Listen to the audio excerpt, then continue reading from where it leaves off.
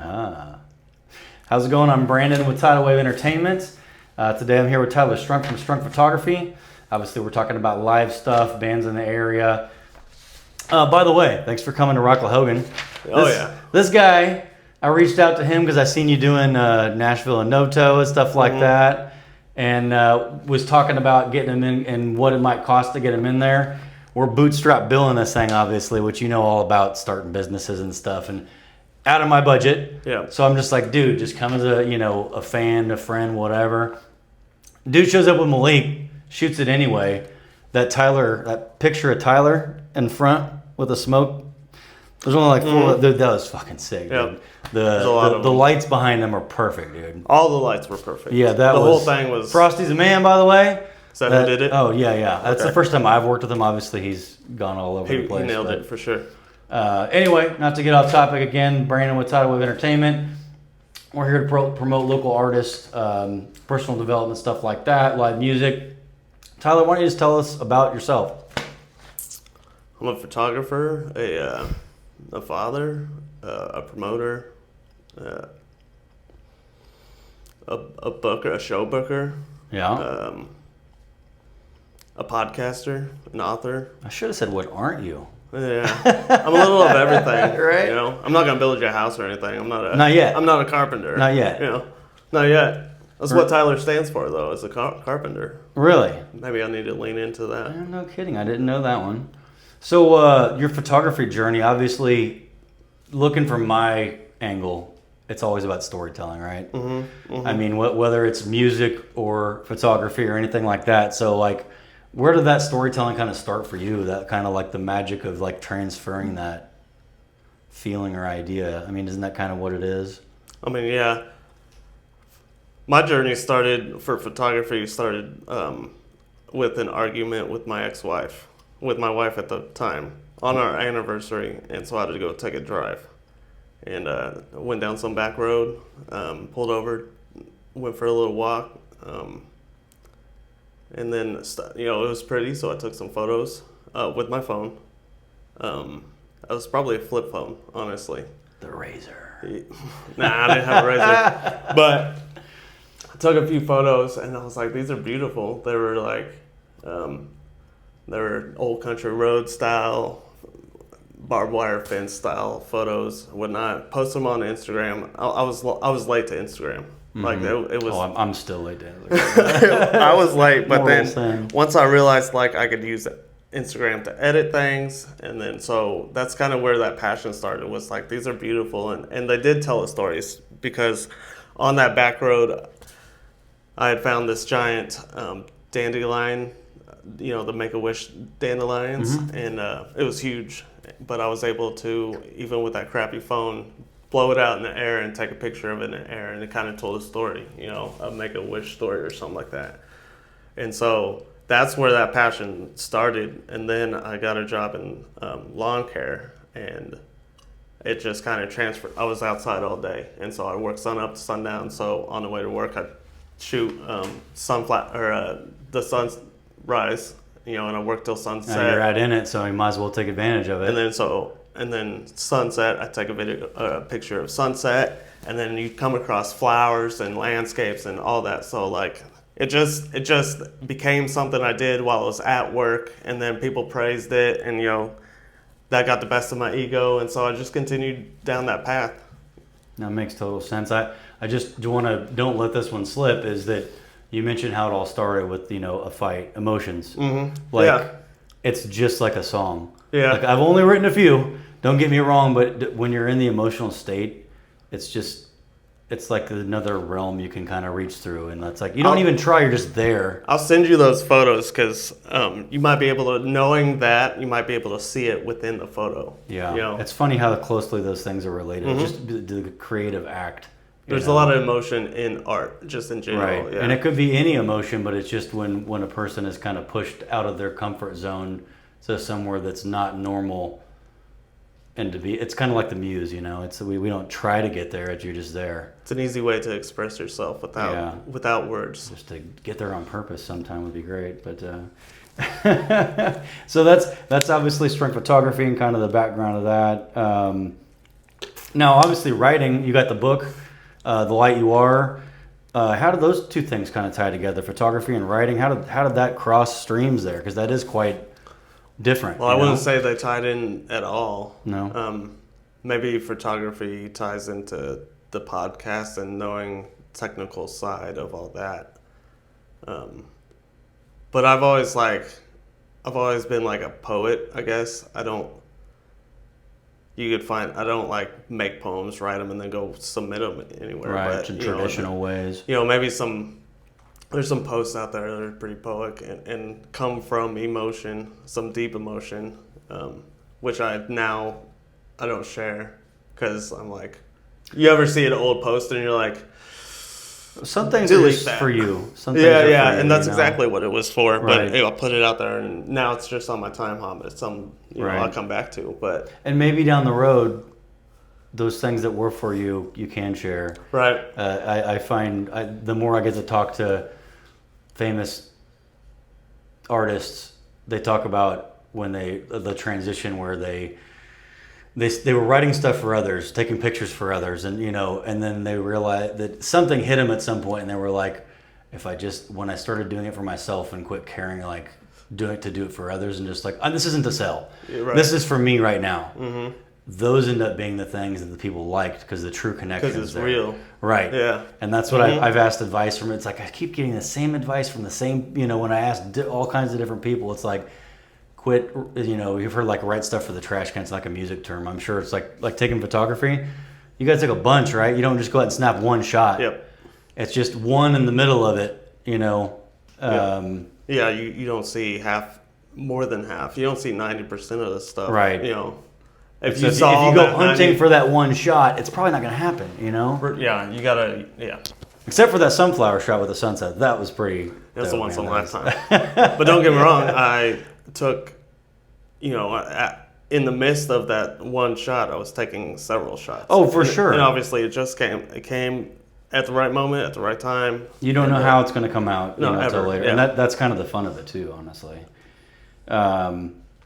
So just before we move on from that, I know because we just touched on it, but The Light You Are, you mind if I dive into that for a second? Because I haven't had a chance to even ask you about that. Do it. I've been interested in NDE for a long time. I haven't actually did a deep dive on it. Where did that come from for you? Have you had an NDE, like, near-death experience for those who haven't talked about it? Is it just something you're real interested in, or? It was something that, I was atheist or whatever you want to call it. I didn't believe anything. I died and went into the dirt. And there was no proof for me. A book wasn't going to do it for me.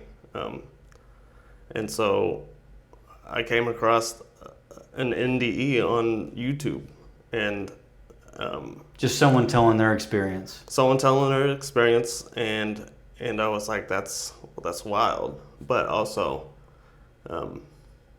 whatever, And so I found another one and tried to debunk this for myself. Because it went against what I believed. As the mind does. Right. And so you watch another one and try to debunk that, and you realize that these two are so similar. Like, why are they similar? These people don't know each other, right? Right. And so how is the mind doing this or whatever? And I realized that at some point there was no debunking of it. So obviously something's going on, which means I was wrong, right? What my belief was wrong. And so and then it became a fascination. It's sure. Now I've lived 30 some odd years thinking this way, and now I need to know, and I need to know every detail and why. Like a fresh restart. Yeah. Years before that, though, I had read a book, and it's a movie now. It's called Heaven is for Real, and it's about little Colton kid who appendix burst, and he died on an operating table, and he left his body, saw his parents in another room praying, angry at God, yada yada, met Jesus in another realm, was comforted by him, and then came back and Don't forget the tunnel.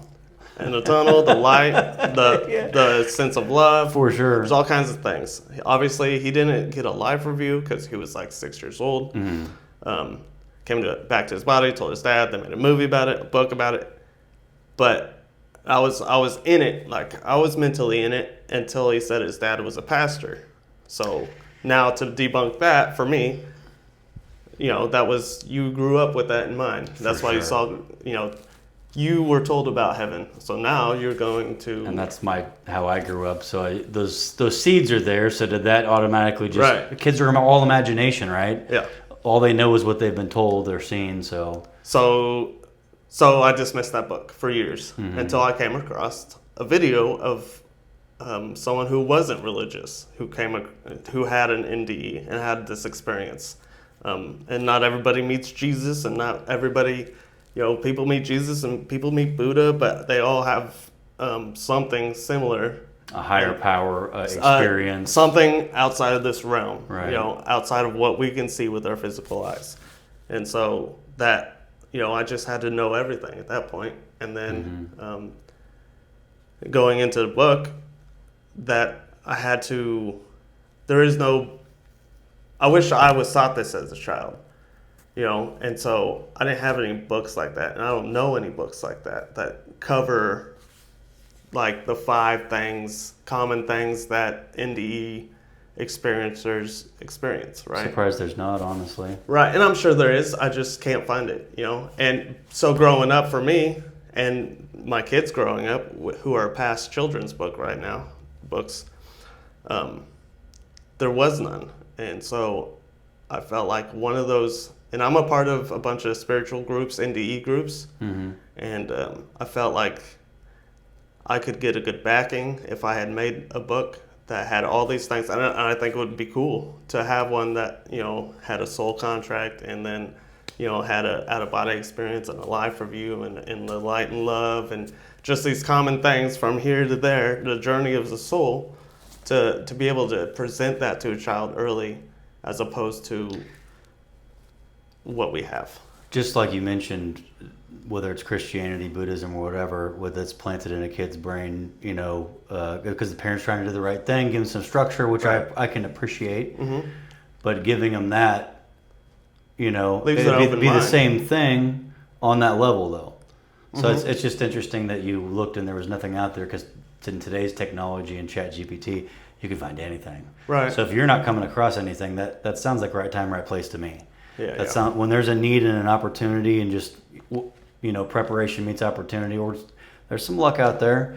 But I love that it's wide open for you. The awesome part is there's like a few set people that I wanted to have this book, whether they knew about it or even knew who I was, or like I was gonna go give them books, right, a book, because I knew they were like spiritual but not religious, and so I gave a few people these books, and when they read it, they were like, "Thank you for this book, because this is everything I've taught my kids, and I don't have anything like this is what we teach our kids."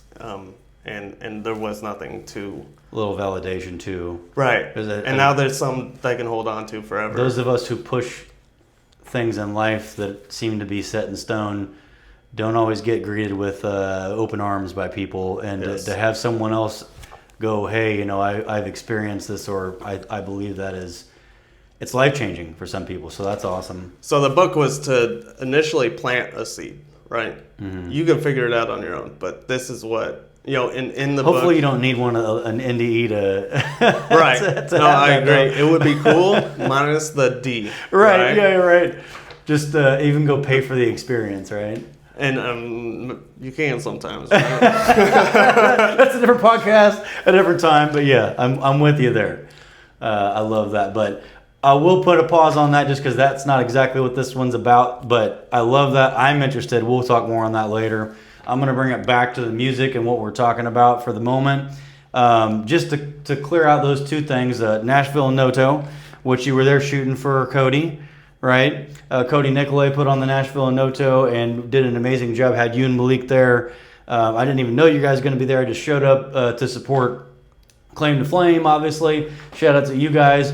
You did excellent pictures. Some black and whites of them are amazing. There's some you haven't seen. Probably the good ones. Awesome. Well, I'm sure those are coming up. Yeah, I need to get to them. Yeah, I've got a lot I got to get out there too. But between that and RocklaHogan, which you're repping the shirt, I appreciate that. Tell us, what were some like sticking points for those two? Are there any memorable experiences? Was there any trouble? Did you have any issues with either one of those? Like, you know, for National Night and Rock Club? Either one. Were there any? Did you have any problems, whether it's equipment or any memorable moments that, good or bad? It was hot for That's Noto. why we did ours inside. I don't think we had enough room for No. He had so many people there for sure. But I went to help set up the fencing, and the hands that were on that were great, and we got through that. And then everything went well. It was just really hot. And so in between, for me, what went wrong was in between or during sets, right? I'd go shoot a few shots, and I'm just drenched and dehydrated. And so in between shots, or during these bands, I would go take a few shots and then go back to the station, grab a bottle of water, chug the bottle of water, half of it, go back out, take a few more shots, drink the rest of it, and then realize I need more water because I am just dying. For sure. And I'm here and there and there and here, and it was just it was that for the whole time from the opener to the close. That's a lot of time. It was a lot of time, and then how most of the time I was peeing also, so I was grabbing a drink. At least that's a good sign. Going back in, and then going back in, drinking, peeing. It was just this vicious cycle. I saw the I don't know the guy, but I think they're out of Kansas City. The music or the sound guy. Man, that guy looked like he's in pain. Yeah, I was over there with him. He was leaning over, dumping bottles on his head in the shade, but I thought he was going to pass out a few times. So he had keep all, an eye on him. He had all of his I was over there on his side under his tent, and he had all the bottle of waters for him in his cooler full of ice, and I wanted him so bad because I'm walking across this desert. Oh yeah, it was quite a ways to get inside. Yeah, and so I'd come back and I'd see him have his water. I'm like, man, just. Oh yeah. I should have, honestly, now that I think about it, I should have grabbed a few and put it in his chest, and then not missed anything. There you go. But there's things lessons I we learn, obviously. Yep. But that was quite a hot one, and I was dehydrated. I had a headache. That's I had the worst too. I had my sister bring Tylenol, and it was just electrolytes. I was like, I need Propel. I need Propel mixed right? Yeah, no, for sure. And that kind of leads into the next question is talk about live stuff in like a venue or an approach to a concert, especially when you're going to do something like that. Live event photography is definitely a different animal. It's not taking it. Now I know you do both, but obviously on what we're talking about with live shows, what is your approach there? Is there a certain thing you're trying to capture when you go into it? Do you go in with a goal, or is it just I'm going to be open for whatever happens? Or you got to be open for whatever happens. For the most part, depending if you've seen the show before, you'll know what to expect. But if you haven't seen a show, you have no idea what's going to come up. So you got to be quick on your toes. The goal really is just to capture them in the interaction with the audience. Hopefully that they might have pyros or whatever. Catch those in the background. Catch them.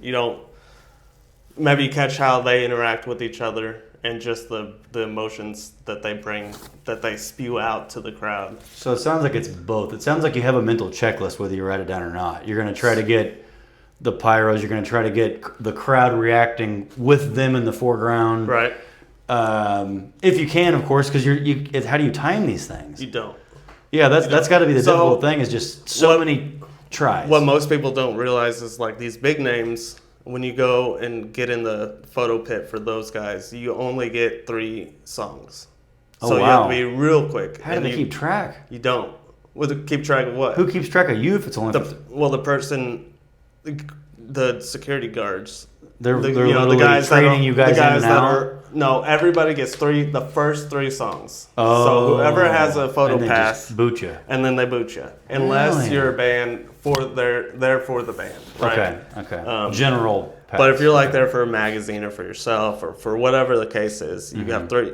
This normally for big bands. Oh, so like they keep the best shots for the closing song for their own photographers. That and you don't want to be in a way and be a distraction that makes sense. All those. But so with that in mind, you've got to be quick and you only have 3 songs to catch these. So everything is like this. That sounds like thousands of pictures. It is. It is. Just you don't want to miss anything. Shutters, you know. That's exactly what it is. Oh, wow. So that also means I'll leave days a concert of going through them and just deleting. Yeah, I mean, maybe at night.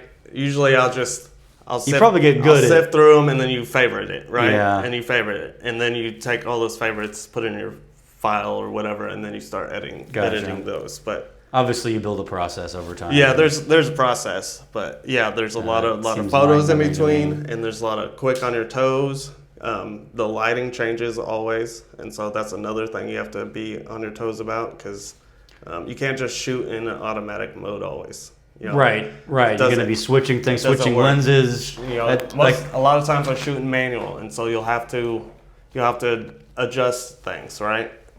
And that's a big question I was going to ask. Is that you've been doing this long enough? What's the biggest thing you learned about your gear for live stuff? Do you just go with a different setup and say, I've only got these two options because I don't have time to be messing with stuff? Like, is it? I mean, that's just a guess. It always depends on like the concert. Yeah, is it at night? Is it during the day? That'd be huge differences. That's a big difference. Because, inside, outside. So you saw the difference between my Mojo shots, which were half in the day. You didn't get the night shots. That's what I'm saying, is you missed those shots. I haven't posted those shots. So you got the black and white during the day ones. That's the difference between the ones that you saw for National Night Out in Noto, and yours, because yours was inside. Right. And I told the same thing to everybody who played, was that like these are different than that day, because it's a different breed when you're inside. You have lights, it's dark, you know, as opposed to having a sky for a backdrop. Right, that you now have to fight the whole time. Right, so now that's white and you're black, as opposed to this is black and you're white, right? Makes sense. So the contrast is a little different, and you're able to you can't see the concert lights with a sky background. That's a big deal. That's a huge thing. Which are part of the feeling of the concert. And so like that's the huge difference between those shots. Shout out to Eric and Heather up at the Happy Basset for letting us, or they actually covered that door for us. Oh, because we saw that early and was like, hey, that's going to kill the lighting for our opener. We try to, they're already going to be struggling with a small crowd as people trickle in, but to then just have the lights not even be a thing because there's so much daylight coming in on the stage. They did get that covered for us, and it helped a lot. So yeah, it helped a whole lot. It wasn't even thinking about you, but it does. I didn't even think about that. Like I knew that door shine light the way it did just from being there all the time. Right. And now that I think about it, that makes perfect sense, and you saved a lot of good photos. Yeah, and it was really tall, and they did it, so they said that was going to be difficult. So I'm glad. I really appreciate that. One thing I wanted to hit, because I'm not a photographer, and I won't pretend to be, but I take my phone to shows. I like to go to as many live shows as I can. I'm always a fan in the moment. I hate to be behind the camera. Now, granted, I'm there to watch the show and enjoy. You're caught between like it's Shinedown, being a fan, taking shots. How do you differentiate? I'm at work, or I needed to do this for the shot, and I'm enjoying this. Like I'm excited. Like those are so different feelings, right? Mm-hmm. So how do you switch in and out? How do you decide how you're going to do that? It's a hard question. I'd say I'm like the number one fan who gets front row seats. Yeah. So I get to enjoy. Like my other eye is always open. So I'm not missing anything, right? Mm-hmm. And then it's just, I get to be an attendee there. So I don't feel like I'm at work when I'm doing it. I'll give an example. Like I've been a big Chiefs fan my whole life. I finally get front row tickets or whatever. You know how expensive they are now. I see people on their phones the whole time, and I'm thinking, I'm a little old school. I'm like, you're not even watching the game. You're on your phone. So I'm like, well, you know what? Here comes Mahomes down the field. I'm going to record this touchdown pass. And I'm such a fan, I cannot get myself to look through the screen. I'm holding it, hoping I catch it, and then I go back later. It's garbage. Mm-hmm. I mean, you literally have to be, now at least for me, messing with the screen and holding it a certain way and following the guy with live action. Right. So I have to give up watching them to do it here. You know, it's like I have to choose. Yeah, and it's always, whenever I do this, it's 40% as good as actually just watching with my eyes and enjoying it and cheering, you know. For me, is like, imagine that, but you're closer. Mm-hmm. Imagine that, but they are interacting with you, right? So if I'm looking through throw the camera. if I'm looking through my lens, I'm looking at him and he's looking at me, right? He's giving me the emotions. He's giving me. I get a front row seat. He's literally giving me a show, right? And I'll give it back to him. I guess there is a difference there between sporting events and yeah. I mean, it only helps him to look at you. Now, granted, there's 10 of you, right? How many people are in the photo pit? It varies. Usually, it's not more than 2 or 3 in my experience. Well, that's good for them to limit it. Right. No, he would know who to look at. Yeah, and I'd assume whoever puts on these shows, these big shows, they have a limit, and once that limit's up, that's all you get. Yeah. And then the other part about that is you get your 3 songs, but you're not allowed to take photos outside of that photo pit with your camera, right? It's no different than you're a fan now. Go have fun. You're a fan. Doesn't mean I don't go shoot photos because for me that's where the real emotion lies. When I can get behind everybody and then see their hands up in the air, get the shots of the band and everybody's emotions, like that's where the real. That one shine down you got of him, it looks like you're on the stage. Like, I don't even know how you got that shot because it looks like you're literally on the stage. Is it the spotlight one or them sitting down? I think he's singing, but it looks like you're on the stage and you can see the whole crowd and he's in the front and center. It's like, I don't know if you leaned over. It just, obviously, the way you posed I just had to be on my tippy toes, bro. Oh, I got it. Get out there, zoom up. So they let you on the stage? I got to go with you, man. That's awesome. I wish. Someday. We're just going to do some rapid-fire fun questions. Ready for that? All right. Best shot you've ever taken, or favorite shot you've ever taken? Oh, don't think too hard. The first one that came to mind was Skillet. Yeah. And I think it's not my cover photo anymore. It's just of a little girl on her sister's shoulders or something. This is at the Expo Center, and then it's I forget his name. Adam, maybe the lead singer of Skillet, he does this motion where he jumps up in the air and he like brings his high knees. I know what you're talking about. I saw that. And so she's got her horns going and stuff, and so it's just like there's a lot of emotion. Just it depends on what you pick out of that photo. I think it's one of my favorites. You got a good one at RocklaHogan too. I can't remember if it was Sky or somebody had their kid up there during 11 After, and it was like it was the kid's first show. He's wearing ear muffs or whatever to dampen the sound, but. He's going crazy. It's like that's what it's about, man. Mm-hmm. That's literally what it's about. Those are my favorite ones. When you see it, you can feel it and like you can just feel it with them. That's awesome. Dream venue. You could shoot anywhere. Doesn't matter who it is. Is there a place you'd like to shoot? Red Rocks. I was hoping you'd say that. I still haven't been there. It's on the list. So that was on my concert bucket list, and one time the kids went to Colorado, lived there for a little bit, and so I was going up there for a visit, like a summer visit, and I was like, you know what, this is my opportunity to go visit Red Rocks and go do a concert there. And it just so happened that Disturbed, Breaking Benjamin, Saint Asonia, and somebody else were playing, and those are all my bands. Yeah. And I was like, bet, that's mine. So I went to that solo, and then it turns out that Disturbed recorded Disturbed live at Red Rocks while I was there. And so now I get to relive that if I wanted to. Well, that's awesome. I almost went, the ticket was in my hand for Tool at Red Rocks back in late 90s, I think.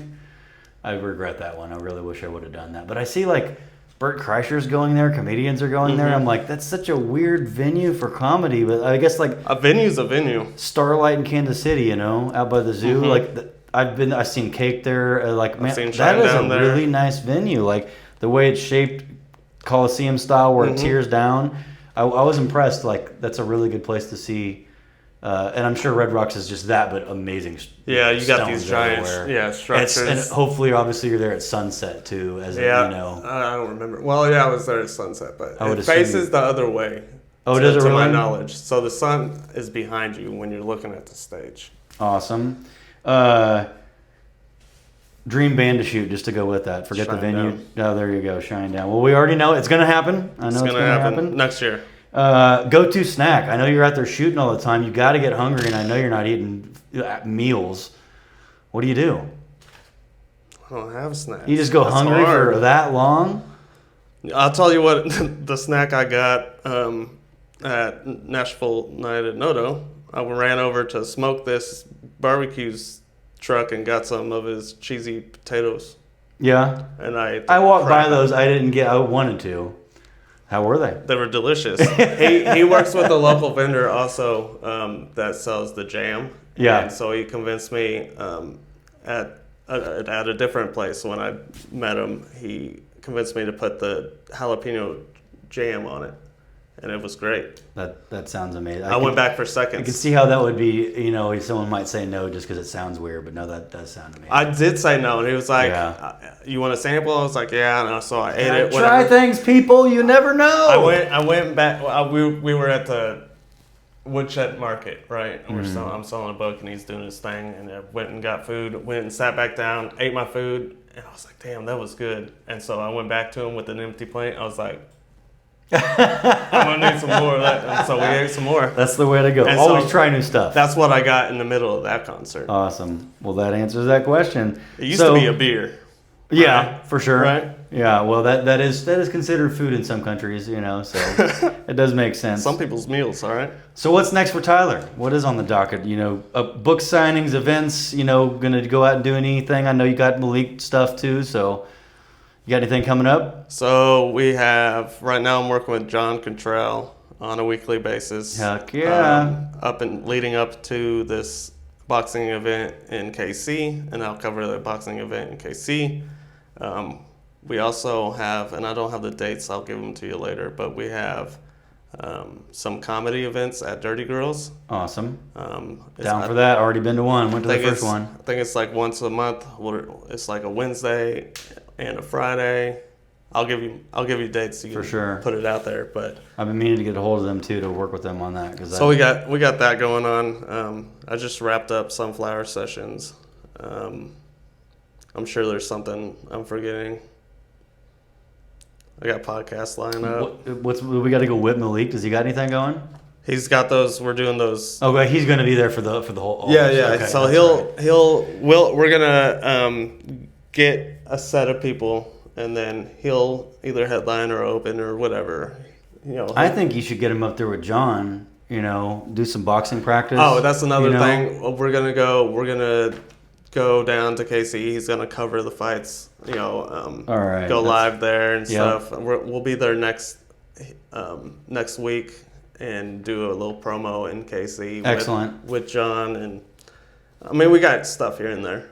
All over it. Awesome. Well, how can people find you, Tyler? You can find me on Facebook. That's my only personal. Strunk Photography. Strunk Photography, The Light You Are Podcast, Malik in the Streets. I'm sure I'm missing something. Tyler Strunk on Facebook is the only personal kind of social media someone can find me on. But everything else, Strunk Photography, Malik in the Street, The Light You Are Podcast, all on most platforms. Well, I appreciate you being here, man. Brandon with Tidal Wave Entertainment, Tyler Strunk Photography, and everything else. Appreciate it. You guys got any questions, you know where to reach out. Have a great day.